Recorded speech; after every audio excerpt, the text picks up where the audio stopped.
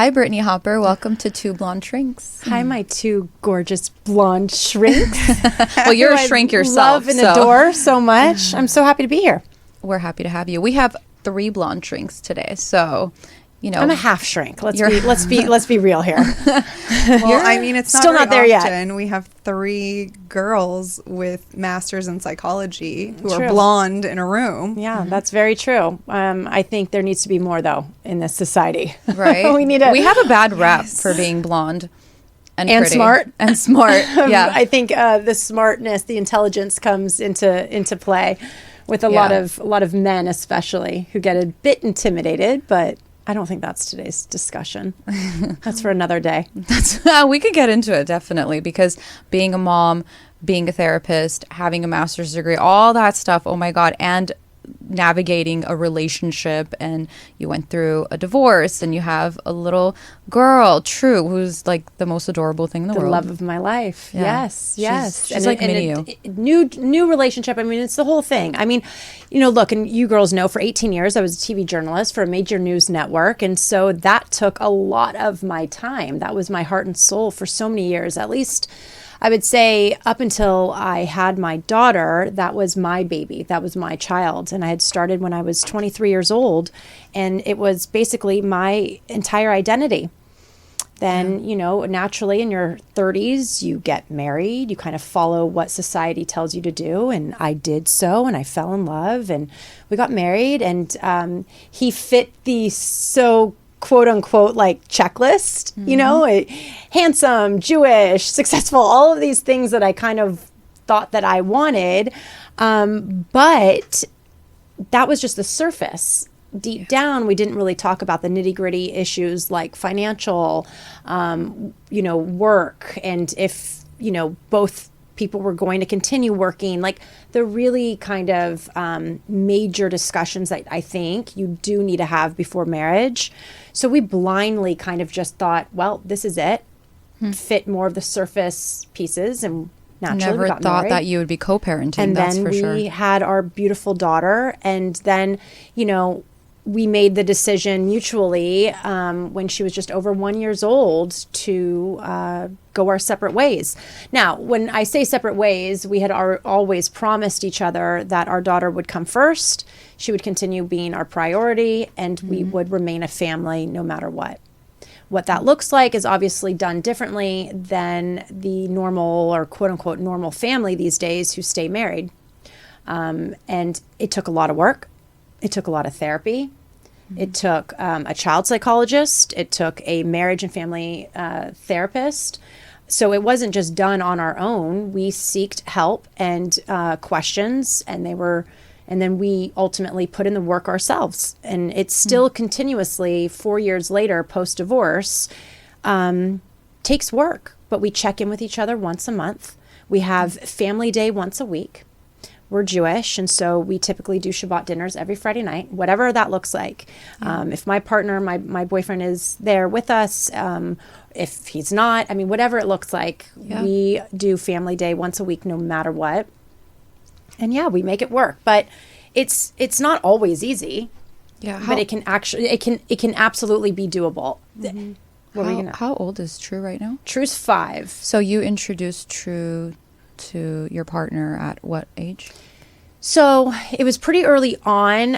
I would not make this same decision now that she's older. But because she was so young, I brought Tom into our relationship with my daughter just maybe 6 months of us dating. When I knew that it was serious with him. It was a little over 1. She was a little over 1. Not Right. thinking So about she it. was still in diapers. Okay. You got a little lucky there, though. Seriously. Yeah. Because, I think it was about a year ago, my daughter said, Daddy and T are brothers, right?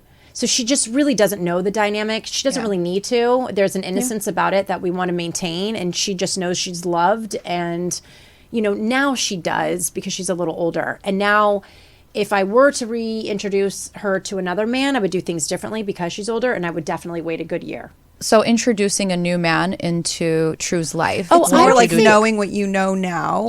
How would you have changed things potentially? I don't think I would have changed anything. I think it depends on their age. And I think given her age, it was all kind of I during the time I was checking in with a child psychologist as well, and so I was kind of getting some guidance on, what's healthy, what's not, and there wasn't anything that was traumatic in any way. But I think the only thing I would do differently, and this is just because she's at an older age now, more cognitive of what's going on in her surroundings, versus then she doesn't even remember. Yeah. Over at 1 year old. So I don't really. I don't know. I mean, we divorced when things were starting to get really bad off, and the toxicity was just getting so brutal that we knew it wouldn't be healthy for our child to listen to this type of fighting. And we actually had a marriage and family therapist tell us, asked us, do you think that there's longevity here? Do you really think that this is going to withstand and you guys can make it? And we both said no. And so she's the one who said, then get out now, because it's only going to be harder for your daughter as she grows up, because then she could potentially think that it was her fault, or she's going to remember mommy and daddy under one roof. So our situation is a little You got different. lucky. And I don't know if it's lucky, but A I little think bit. we're just making the best out of a very difficult situation, I would say. Yeah. Luck is finding a partner that you can spend the rest of your life with. To me, that's luck. But, shit happens, if I can say that word. Yeah. And, Yeah, what of are course. we at a national average now with divorce rate is like, I think it's like over 50%. In LA County, it's over 65. I think in LA it's 75%, and that's not It's even accounting for astronomical. like post-pandemic. Right. And what I'm curious is there's so many moms out there that are going through divorces right now, trying to navigate life post-marriage with kids. What do you say to them, having gone through this yourself? There's a lot of things I could say. Moms and dads, though. There are some fathers out there trying Sure. to co-parent and Yeah. find their own life as well. Absolutely. And look, it's tough. It's tough to get back out there in the dating world. But I think co-parenting, so there's two parts to my answer here. So one, in terms of getting back out there and dating, the beautiful thing and the silver lining about co-parenting is that you have some time off. You have some nights to yourself. And as we know, as a mom, it's just, you can just get pulled every which direction and you get really worn out very easily. So I do advise taking those 2-3 nights, or if it's just the weekends or whatever the schedule is, utilize that time to have girls' night, to go out on a date, or to just have a date with yourself. And that might include just making your bath and ordering Postmates and just reconnecting with yourself, because then that's ultimately going to make you a much better parent and even co-parent with whomever's in your life, including your ex. Now, as far as co-parenting goes, I think that it absolutely takes two, because so many times I hear it's the women who are like, I'm doing everything I can to make this kosher, to make this, work out, to not argue, to not fight. And so it really does take the man and the woman to seriously say, look, our child comes first. Take our egos out of this equation. You're not right. You're not right. You're not wrong. You're not wrong. Yeah. Stop trying to, control the other, micromanage the other, and just really leave it at what is ultimately best for our child or children. The other thing that goes over and over in my head that someone told me was, keep the peace. Easier said than done. It is easier said than done, but ultimately when you train your brain, as you two both know, and you reset those patterns, and you can really just hone in on that, then before you open your mouth to say a dig, or before you say, no, you can't change the schedule. That's the other thing with Adam and I, my ex-husband and I, we are really, we are a team. We're still a team.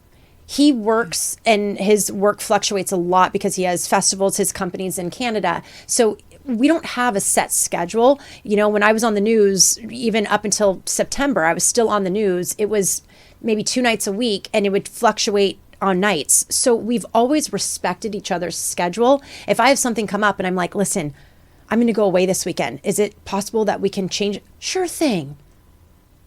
No worries. That's nice. And then vice versa. We do that for You each other. guys are which better is together always as friends co-parenting than you were 1000%. married. You know, before you get married, make sure that they're going to make they would make a great ex-husband or wife. Is that good? That's good advice, It's right? because seriously, I mean, and given the statistics, I'm gonna start what's looking out that up when there- I'm dating. I'm like, will this person be a Truly. good ex-husband? Well, I feel like you should also, that you should know, be one of the criteria right, for marriage. and I think it's telling how your Yeah. new partner or how your person that you're dating, how they are with their exes. If they're Yes. friends with their exes, then something's good about that. If they're like, oh, we don't talk, we don't co-parent well, that's a red flag to me. I'm sorry, Yeah, but that's you're just right. something happened there. Why can't you guys get along? And look, I'm going to tell you, there's times where I want to kill Adam, and I'm sure he wants to kill me. Like, it's not always roses and peaches here. I mean, there's just times where we're going to disagree, and he and I's parenting style are different.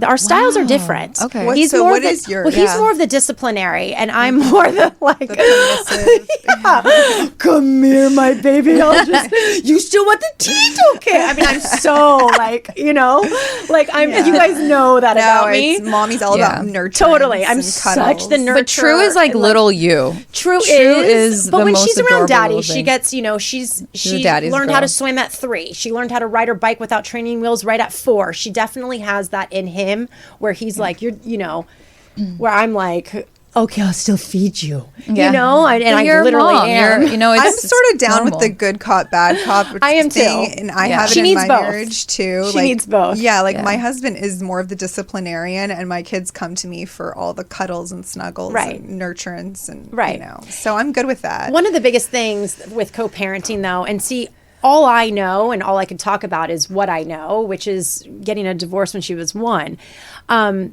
And because we made this decision, one of the biggest things that we were told that where it gets sticky is the back and forth that kids have to do. And it's heartbreaking. and the transitioning. And then, right, exactly. And so, thank God, in many ways, this is all she's going to know. So she never knew mommy and daddy in one house, where it was like we're all together. So, you know, as you two know, our goal, and we're this is all coming to fruition, is we have homes next to each other, so she can literally ride her bike to mommy and daddy's. You know, we have set it up where literally she is our life, and I think that's also difficult when we have partners coming into our lives. They don't really understand that, Yeah. because it is a lot. It is a lot, and you know, he has a key to our house. Oh my gosh, I have a great story. Listen to this. So 2 weeks ago, we go to Italy. My partner and I, my boyfriend and I, were heading to Italy. And we get to LAX, and the guy flips up the passport, and it's my daughter's. No. It's my daughter's. And you guys, this trip has been planned. We're staying at a hotel that has a 2-year waiting list. Like, this was a really big deal. Like, we were so looking you forward to this. imagine? No. And I see a 6-month-old baby on the passport. I'm like, You're like, it's not like, even it is current me. day It is daughter. me. It is me. It's just a really old picture. And Tom is like, oh no. And I'm like, oh God. And you know, and what do? I call my ex-husband because he has a key to our house, and I'm like, you have to go. Yeah, where are you? You know, you have to go to the house and get my passport and come back down to the LAX. And so they gave us literally a 10-minute window to have this in order to board our flight. oh my God. I ran out. I grabbed the passport. I'm running in. I almost fell. My knees buckled because I haven't ran that fast in probably since I was 14. Not stressful or we anything. We made it. But it just goes to show. And then I have my boyfriend's like, okay, Nick, when we get back, I'm taking you to golf. Okay, we're taking you to dinner. I mean, and it's just that type of relationship where, you know, we still help each other out. And That's nice. When you're in a pinch, it's good to have someone Yeah. who Well, can, yeah. like, you know, hook you up. listen, I like to say when you have children with someone, or even if you don't have children with someone, when you make these life experiences with someone, you're family forever. Especially when you have children together and you bring children, you're Yeah. family forever. And so For the sake of the kids, you need to find your common ground, teamship, and Keep the whatever peace. it, and keep the peace, because they're also gonna look at, you know, mom and dad as, oh, they're not together, but Right. they're able to still be a team, you know, and things sometimes don't work out as planned, But it's okay because we could still be kind, respectful, and, honest with one But another. we see a lot of people that after they get divorced, it's still fractious, and it's really fractious for the kids. And so it's real. I mean, my advice for that is like, those exes need to go to therapy so they can find a peace, some people right? just won't they don't go to get as therapy, lucky as though. you sometimes. You guys had this thing where you had a This friendship. is rare. This Yeah. is rare. And from what I've seen, and you guys correct me if I'm wrong here, it's contentious divorces as well. So the men kind of withhold the money, so to speak, and then the women hold the kids, so to speak, and they're using these as pawns to kind of fight with one another versus just all bets are off and let's just put our children first. Now, any parent out there, they're like, we do put our kids first. This is what's best. But I feel like she should go to public school, but I feel like she should go to private school. We can't, these things. So I understand, but at the end of the day, you just like in a marriage, you have to compromise. You have to respect each other. I feel like once you get a divorce, that respect might be gone.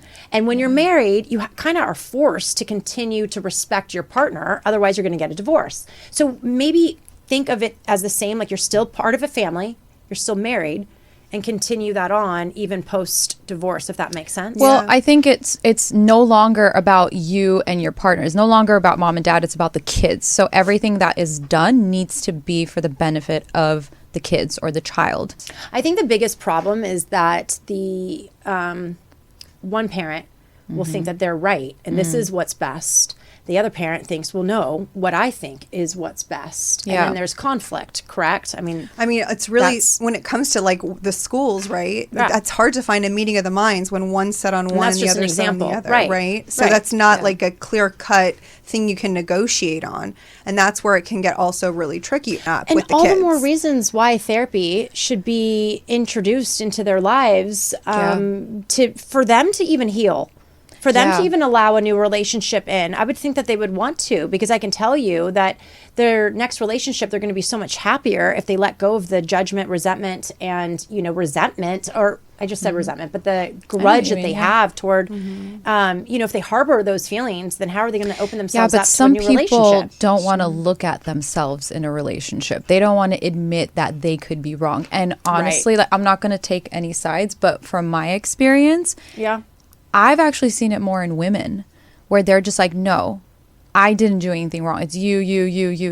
And no, I don't need to go to therapy. You need to go to therapy. You're a narcissist. You're this, you're that, you're that. But don't you think that person who's doing that should also be seeking therapy? That's what I'm saying. Well, if you're attracted to the narcissist, there's something going on too, right? That's jokingly, but like we all have those types of tendencies. I think we absolutely have tendencies. Realize that I have a little borderline tendencies. I think we all have the tendencies. We're just not letting it get in the way of our life, and it's not our personality type. So one of the most important things, especially if you are trying to be productive in co-parenting, is to look at yourself as a parent and stop blaming the person in front of you. So if you're having an issue, talk to your partner, because essentially you guys are trying to meet the same goal, which is to be good parents to your children, right? The parents that I've worked with, usually it's the women that just like don't want to go to therapy. They're like, I've done enough. I don't have to. And I'll tell them, I'll say, listen, it's important for you to have individual sessions, because as a woman, you're doing a lot. And you're, the one thing that you need is to kind of like be able to have your own space to talk and look at your life and look at you and the transition that happened to motherhood and all this stuff. Like you never even looked at that. And so all of that now is just like coming out in your co-parenting through your divorce. Now another transition is happening. So most of the time, in my experience working with parents who are no longer together, people just don't want to look at themselves. And it's sad because therapy can actually help you. It doesn't mean you're like crazy. You know what I mean? Oh gosh, obviously I'm a huge advocate. How much did therapy help you guys, honestly, with your co-parenting? I mean, greatly, but I've been in and out of therapy since I was, I think, since my parents got a divorce. So you've been exposed to it for a long time. I've always looked up and looked at it as a positive, not as a negative. You come from a divorced family. Correct. And my parents were married 17 years, so they were together for a very long time. How was that for you? Did you have a stepdad? I did. I had a wonderful stepfather and a stepbrother. And How old were you when they got divorced, if you don't mind me asking? no. My parents were, I was 12, so it was right around my bat mitzvah. Wow. And they were high school sweethearts, and they had been together for a very long time. The thing about my parents' divorce is that it was very difficult in the sense that my father left my mother. I don't mean to laugh. Left my mother for a Playboy bunny. So it was all over. Very cliche. It was very cliche. Wow. She was 23 years old, and my dad was pretty well known at the time. Were you mad at your dad? Beyond. And that's why I have had to work on my fear of abandonment issues and some trust issues that I bring into relationships. And I think getting a divorce and co-parenting has actually really had me, exactly what you're saying, face those fears, especially becoming a mom, and to really work on myself, because the last thing I want to do is project or pass that on to my daughter. And so I had a very narcissistic father, and now looking back, when my father left my mother, she checked out. So then I had a very emotionally detached or just unavailable mom for many years. But you understand. And even though I was very privileged, and it was private school and a multi-million-dollar home and behind the gated community and all of these things, that's all just fluff. That means nothing until you really look down. You think like, oh my gosh, like there was some major shit going on there. Yeah. So, and for kids, when there's divorce, one thing that like doesn't get talked about is that that's a huge seismic loss. That's like, for a lot of children, that's the first loss they'll ever have in their life, is the loss of their family as they know it. Right. And so kids don't know how to grieve that a lot of times. Like, I remember when my parents got divorced, I was 4. They had been together for 14 years before me. They didn't know what to do. So they just threw me into therapy. And that was like, that's when I learned like, oh, there's a safe place for me to talk about things and try to process what's happening and make sense of this.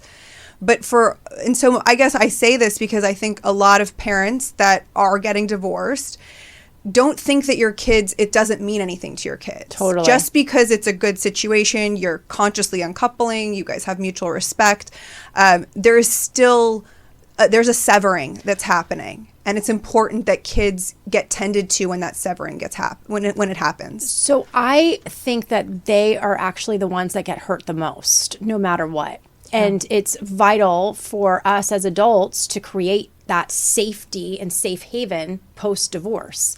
And so if you're still arguing, or if you're still disagreeing, and they're going back and forth, well, dad said I could do this, but mom said I could do that. What are they? I mean, can you imagine how confused they are? So many mixed messages. There's so many things that they're going through already. One of the things that, we do as a family is that once a month we sit down and we check in with our daughter now that she's 5, and even if it's just like, yeah, I'm fine, but we check in with her feelings. How are you feeling about going to daddy's tonight? How are you feeling about the back and forth? And sometimes she will say, I don't like it. Yeah. The other day she said, I don't want you marrying T. I was like, oh. Then she's like, no, I love T. I love T. Now, I don't take a 5-year-old, like I'm not going to be like, okay, I'm not going to marry this man because my 5-year-old told me.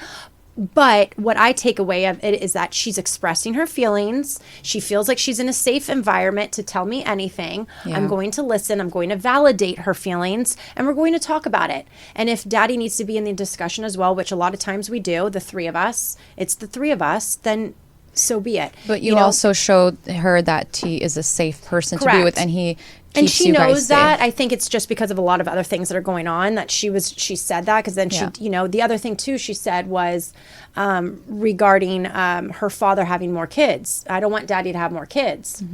And then when we talked about that as a family, the 3 of us, and her father was like, but sweetie, like, my love will never go. You're still number one in saying these things. It's gonna be more kids that will love you and look up to you. Yeah. And she was like, oh, that sounds fun.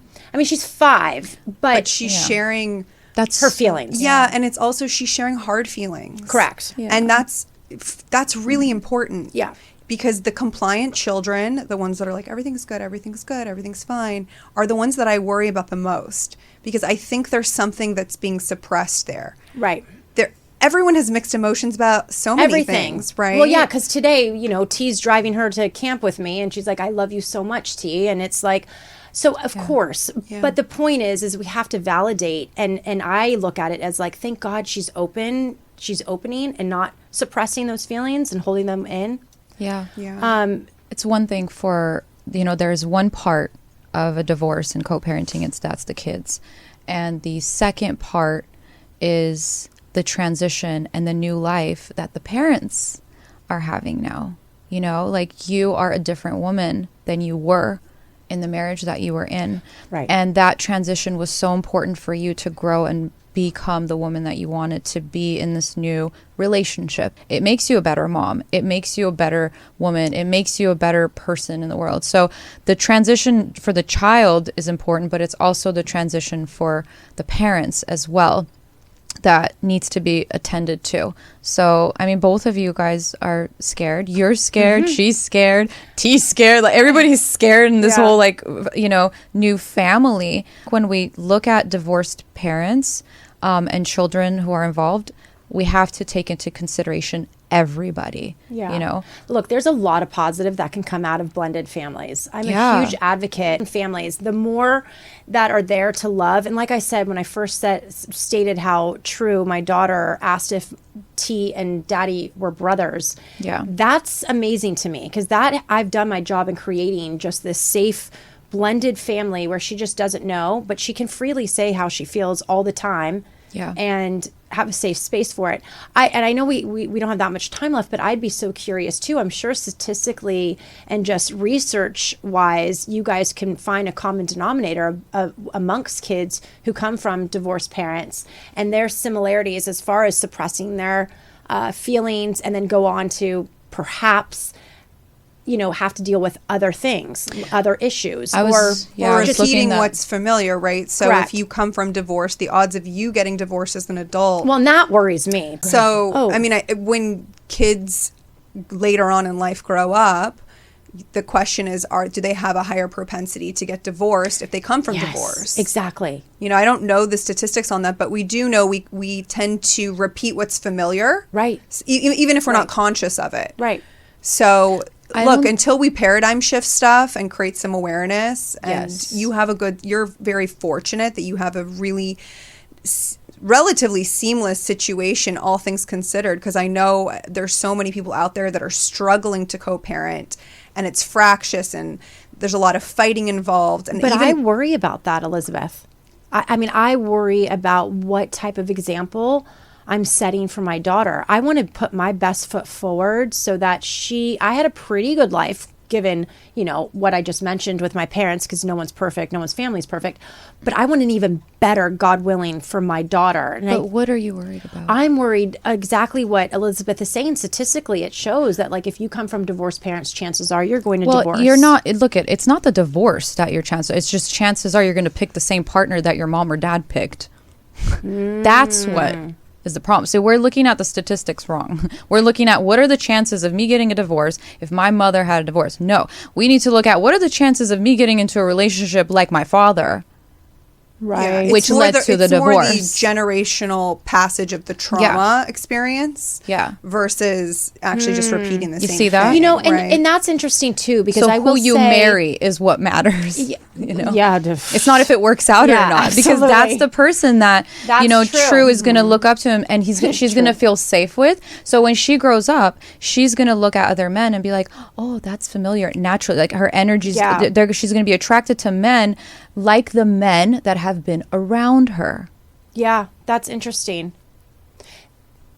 And also, that's and that puts an even more greater pressure on who women and men end up with as the second time around. Then that's something that we all need to learn from. True clearly, is very, very lucky because she has a dad who is present. Yeah, it would be hard for your He's partner. An incredible father. Yes, it would be hard for your next partner to become or take place of a full father. No, we don't want that, or vice versa with a mom. We want them to be their friends and, just that friendship.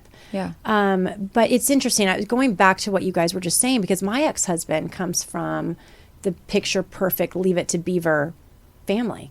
I mean, parents have been married for 50 years, still happily in love. His sister married her college sweetheart. They're still madly in love with 3 kids and great marriage. And then here he and I, and maybe it was my fault because, but here he and I, you know, he has some difficulties and issues that he knows he needs to work on too. But it just goes to show that you just never know. I don't think you should focus on making True's life perfect. I think you should focus on you becoming the best version of you and T becoming the best version of him, and you guys presenting a good family. Well, I think that's great advice for anyone listening who is going through a divorce or who's post-divorce and who's going back out in the dating world, men or women. Right there, I love what you just said about how both of you just said, like, our children, they basically look up to, or they end up dating or mirroring who they were around. And so that's just a really good, you know, we gravitate towards familiar. I mean, it's like that in every aspect of our lives. Think about it. Like the friends we choose, it's because they have something that resonates with us that we see in ourselves, right? It's harder to branch out and go for things that are unfamiliar. So I choose 2 gorgeous, blonde, smart, hardcore badasses. What does that say? That we all you see that in yourself, girlfriend. Yes. I must see that in myself. Sometimes, guys, it's not even the positive things that we're attracted to. It's the negative. Sometimes we are so used to, you know, emotional abuse and neglect and narcissism and all this stuff that we feel comfortable in that. So we will naturally go to it because we know how to deal with it. That feeds what? As we all know, our core belief. So even though it's a negative thing, it validates our core belief, and then we pick this person and we marry them, and then we get a divorce. And so that's not, the divorce is not the issue. It's who we marry, and not even marry, who we choose as a life partner. So it's such an interesting thing how we it's such, branch out. And here's the thing too, and this is why I wanted to learn more about this field, because it's so fascinating and it's ever evolving. It's just like you can never learn too much about it. But relationships, I mean, we need them.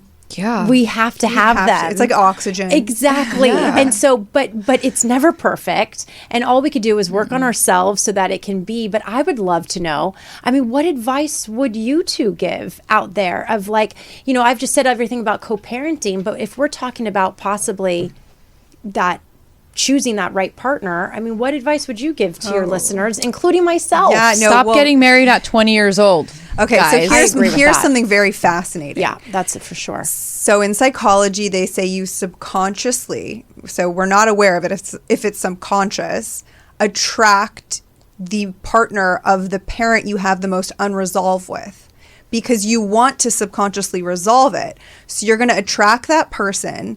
Let's say, I'll give an example. Let's say that you had an absentee father, right? It's unresolved inside of you as an adult.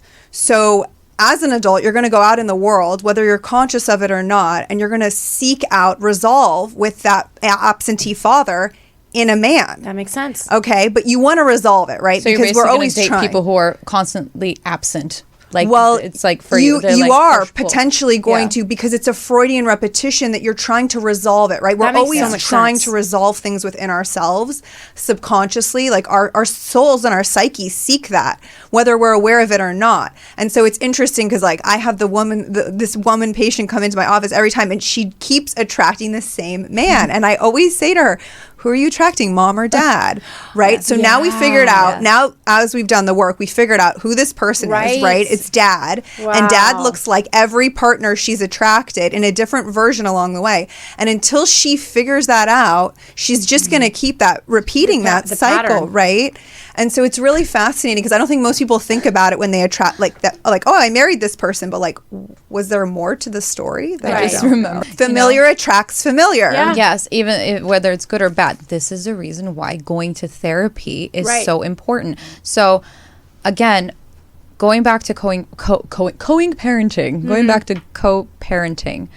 I mean, all of us come from divorced families. So with my parents that I work with, I get them to come to therapy together every week.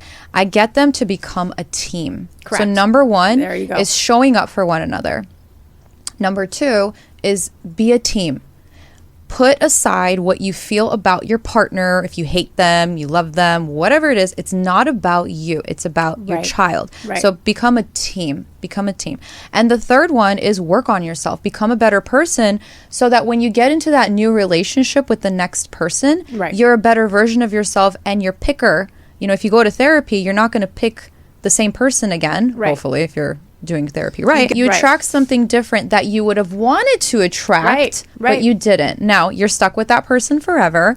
Be respectful, be kind. And I just teach this constantly to the parents that I work with. And I can say, you said it so in such a short version, but everything that those 3 reasons are the reason why I think Adam and I, my ex-husband and I, co-parent well, because all of the noise that's still going to happen and the different things that still happen, we hone in on those 3 exact things that you're saying.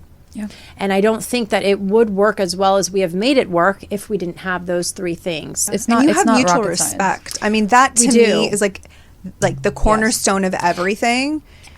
Correct. It's just having that mutual respect. And you have to also understand too, we didn't have this contentious, crazy one left the other fair type divorce either, which I have great compassion and empathy for men and women who have to deal with that, because like we were talking about, there is that underlying resentment and hatred and guilt and all of those things that we know that has to be worked on as well. And that has to be you have to forgive your partner. You have to forgive. I think you have to forgive yourself. First.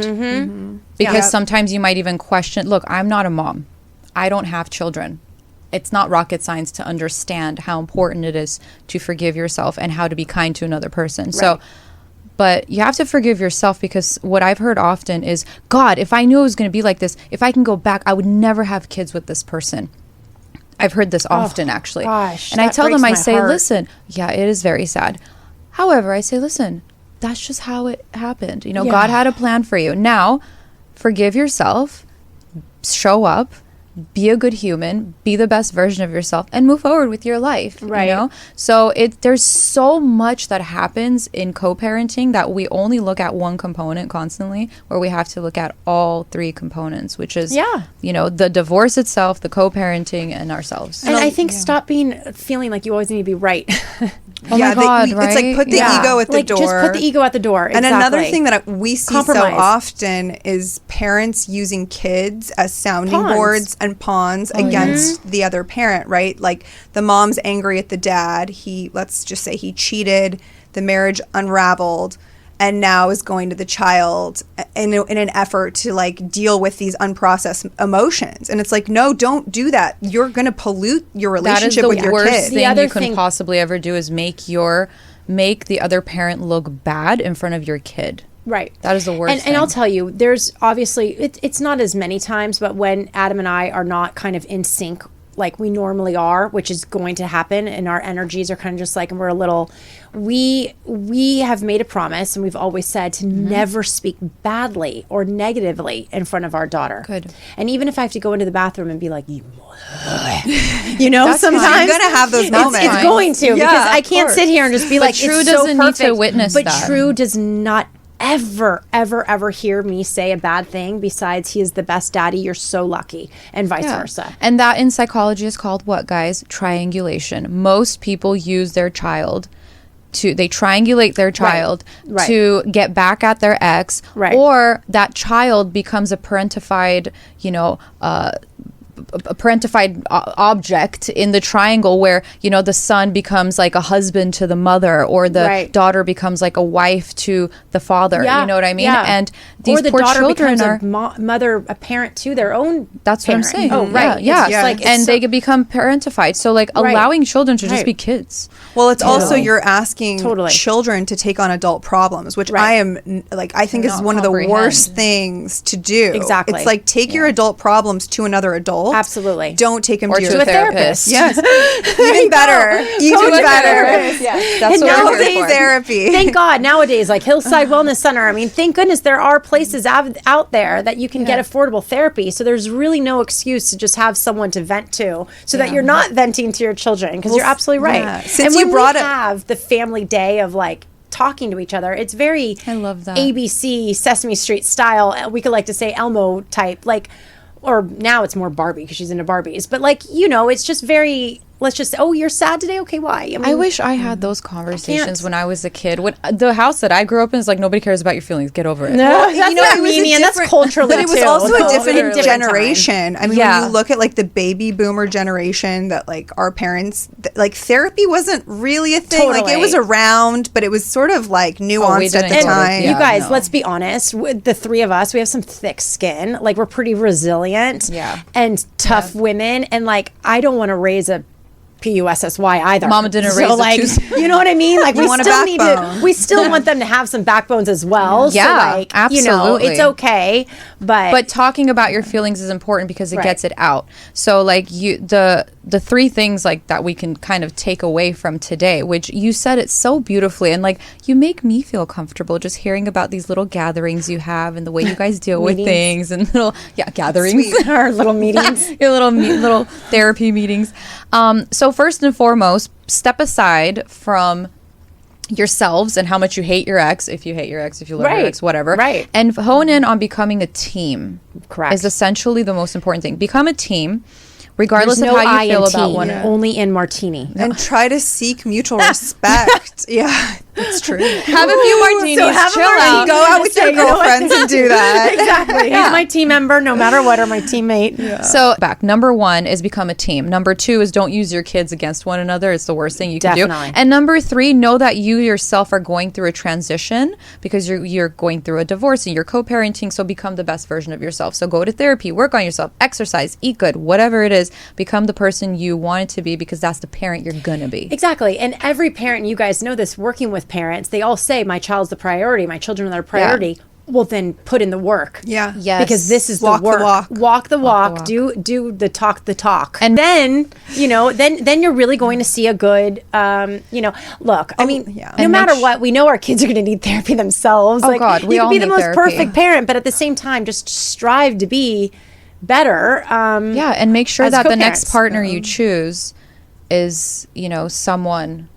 That's what I'm taking away today. Yes, to make sure the next partner Get out of you that choose, Freudian you first I of all learned a become lot. the best version of yourself, and then choose the next partner after that. After you become a good version of yourself, because you'll choose a different type of partner. Oh, I'm sure. Honestly, once you get the self-awareness and that's the work that Yeah. everybody, and I look, we are pounding the pavement about go to therapy in here, but it's more than just go to therapy. It's go discover yourself, find yourself, change those patterns, break that Yes. generational trauma that you have in your life so that you can be the best version of yourself Absolutely. and live your best life, because Yeah. we're all holding on to generational stuff that isn't serving us. Let's be Correct. honest. But I believe in order to do that, people need to come see one of you two. Or three. Or three. Or I love just how continue Brittney just listening to forgets this that pod- she's like an I know, awesome guys, I still therapist. can't. First of all, you Can I you know- just say one thing? Yeah. Because you literally are the only person I know who went from being on CBS News for 15 years to becoming a shrink. I don't know anyone Yeah. that had that career Yeah. change, which is amazing. and go through a divorce and co-parent and like you're just like doing it all. But it's Kinda a look up testament to you actually. because Thank you saw something in psychology. And I think most of us Yeah. gravitate towards that field because we're curious. Look, I think I wanted Or we're to just change fucked within up. myself. Well, that too. I think I wanted to change within Yeah, me- myself. yeah. And you know what? It goes back to I don't want to end up like my mom. I don't want to have multiple marriages. I just don't. And I'm already headed in that direction. So I want to kind of nip it because in the you bud now. chose You're turning the again, wheel. It's all Exactly. good. For my daughter. So Brittney, Yeah. you're on. You're such an awesome woman, and you make it look so easy. And I think that. First of all, thank you Thank for you, your girls. time. I know love you this have a million podcast. things to do, and I'm you're obsessed. I'm so proud of you too. We like the truth you. talk over here, and Yeah. thank you so much for coming and bringing the truth talk. can help a because- lot of people, and that's what Yeah. I love about it. Yeah, and we want to share that with the world. We want this to resonate with people. We want to have people on like you who can talk about real life experiences. real Absolutely. people and real Yeah. experiences. Right. So Yeah. thank you. Thanks to Blonde Shrinks. Thank you.